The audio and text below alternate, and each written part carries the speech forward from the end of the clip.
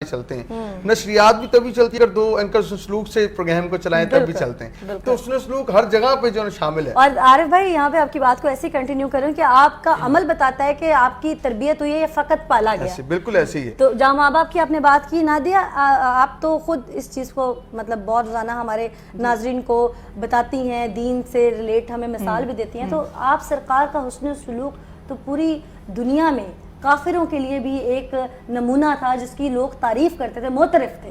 اور آپ کو صادق الامین کہا جاتا تھا. آپ کے بارے میں تو وہ ایک بڑھیا کا واقعہ بھی مشہور ہے نا، جو کہ کوچ کر رہی تھی، دور جا رہی تھی اپنی گٹھڑی اٹھا کر، تو آپ چل دی اور آپ نے کہا اماں آؤ تمہیں میں چھوڑاؤں، کیوں جا رہی ہو؟ تو اس نے کہا کہ سنا یہاں کوئی جادوگر آیا ہوا ہے جو لوگوں کو گمراہ کر رہا ہے. تو آپ جب اسے مکہ سے باہر چھوڑنے گئے تو اس نے کہا اے نوجوان پلٹ کر راستہ تو بتاتے جاؤ، پلٹ کے اپنا نام تو بتاتی جاؤ. تو آپ نے کہا میرا نام محمد ہے، میں وہی جادوگر ہوں جس کے ڈر سے آپ راستہ یا آپ یہ گلی آپ یہ کوچا چھوڑ کر جا رہی ہیں. تو یہ واقعہ اس طرح سے ریلیٹڈ کچھ واقعات بھی بتائیے. بسم اللہ الرحمن الرحیم. اللہم صلی علی سیدنا و مولانا محمد وعلی آلہ وصحبہ وبارک وسلم. اللہ رب العزت نے آقا علیہ الصلوۃ والسلام کو جو ہے وہ فائز کیا ہے انک لعلی خلق عظیم، کہ آپ ایک اعلیٰ خلق کے منصب پر فائز ہیں. آپ کا اخلاق سب سے اعلیٰ ہے. آپ نے ابھی طائف کے بات کی، طائف کے بازاروں کی بات ہو رہی ہے. حضرت عائشہ صدیقہ رضی اللہ تعالیٰ عنہ جو کہ سارے مومنین کی ماں ہیں اور نبی پاک صلی اللہ علیہ وسلم کی بہترین زوجہ ہیں. آپ اس کو روایت کر رہی ہیں. آپ نے آقا علیہ الصلوۃ والسلام سے ایک سوال کیا کہ آقا آپ کو سب سے زیادہ لوگوں نے آپ کے راہ میں کانٹے بچھائے، آپ پر پتھر برسائے، اور آپ کو کب سب سے زیادہ تکلیف جو ہے وہ محسوس ہوئی؟ تو آقا آپ نے کبھی بھی شکوہ نہیں کیا اپنے اللہ سے.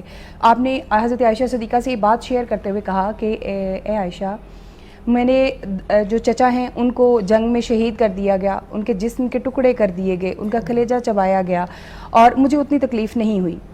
پھر اس کے بعد اور میرے صحابہ کو جو ہے ان کے جسم اقدس کو بالکل ختم کر دیا گیا، مسئلہ کر دیا گیا ان کا. مجھے اس وقت بھی اتنی تکلیف نہیں ہوئی، لیکن ایک بار مجھے بڑی تکلیف کا سامنا ہوا عائشہ. میں طائف کے گیا شہر میں، وہاں کے حکمران جو تھے، جہاں کے لوگ تھے وہاں کے، ان کو دین اسلام کی تعلیم دینے کے لیے وہ میری بات کو انہوں نے رد کر دیا، ڈیل کو مانا نہیں، یعنی اللہ پر ایمان نہیں لائے.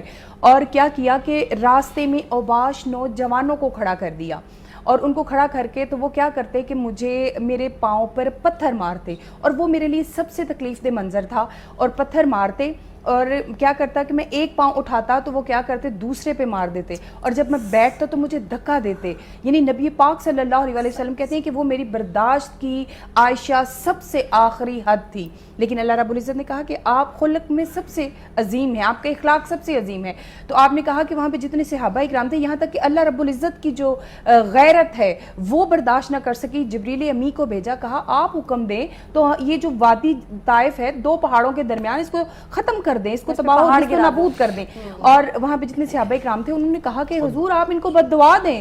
حضور کہنے لگے میں ان کو بد دعا نہیں دوں گا، اور ان کو نہیں پلٹ کے ان کی جو زیادتی یہ کر رہے ہیں، مجھے دھکا دے رہے ہیں، میرے پاؤں جو ہے لہو لہان کر رہے ہیں، میں ان کو نہیں دوں گا، کیونکہ ہو سکتا ہے کہ کل کو یہ مجھ پر ایمان لے آئیں. یہ اخلاق ہے، مجھ پر ایمان. اور ایسا ہی ہوا کہ جو طائف کے بازار میں نبی پاک صلی اللہ علیہ وآلہ وسلم کے پاؤں مبارک کو زخمی کر رہے تھے، حضور علیہ السلام کو دھکا دے رہے تھے، وہی جو ہے حضور کی ذات، حضور کے اخلاق کو دیکھ کر ایک وقت آیا کہ حضور پر ایمان لے آئے. یعنی نبی پاک صلی اللہ علیہ وسلم کا اخلاق اس حد تک ہے. ایک آپ نے کہا واقعہ، تو ایک اور واقعہ یہاں کوٹ کر دوں کہ ایک پگلی خاتون تھی جس کی کوئی نہیں سنتا، اس کی سننے والے حضور علیہ الصلوۃ والسلام ہیں. آقا علیہ الصلوۃ والسلام مسجد میں اپنے صحابہ کے ساتھ تشریف فرما ہیں. وہاں یقیناً مولا علی شیر خدا ہوں گے، سیدنا صدیق اکبر، عمر فاروق اور عثمان غنی اور بے شمار جید صحابہ وہاں پہ موجود تھے. وہاں پہ وہ آئی اور اس نے حضور علیہ الصلوۃ والسلام کو پکارا، اور کوئی حضور علیہ الصلوۃ والسلام نے جب اس کو دیکھا پکارا تو صحابہ نے کہا حضور اس کی تو سمجھ نہیں آ رہی، اور کیا اس نے کہا؟ وہ پاگل تھی، اور کہا کہ اس کی تو کوئی سنتا نہیں. تو حضور نے کہا دیوانی تھی. کہا حضور یہ تو پگلی ہے، اس کی تو سمجھ نہیں آتی، یہ کیا کہہ رہی ہے. اس نے حضور کو حضور مسجد سے اٹھے ہیں اور اتنا موقع نہیں یہ نیلا دیا کہ حضور اپنے نالائن جو ہے وہ اپنے قدمائن میں ڈال لیں، اتنا موقع نہیں دیا. حضور کا دست اقدس پکڑا اور حضور کو گلیوں میں لے کے گھوم رہی ہے، کبھی دائیں اور بائیں، اور کوئی بات بتا رہی ہے، کچھ بتانا چاہ رہی ہے. مگر قربان جاؤں اس عظیم رسول صلی اللہ علیہ وسلم اور محبوب خدا پہ کہ آپ نے ایک بار بھی یہ یہ نہیں دیکھا کہ پاؤں کے نیچے پتھر آ رہا ہوگا, میرے پاؤں کو پین ہوگی.